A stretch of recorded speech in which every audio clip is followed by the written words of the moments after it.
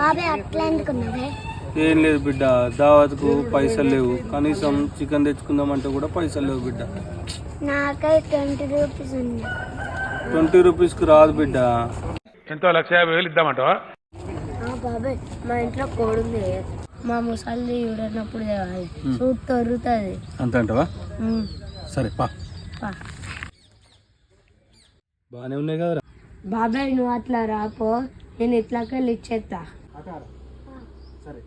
నానమ్మ అత్తలే కానీ కానీ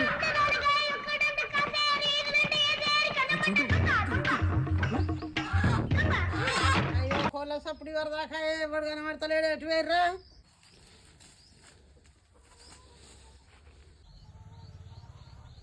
ఎవరు లేరు కదా సప్పుడాయే.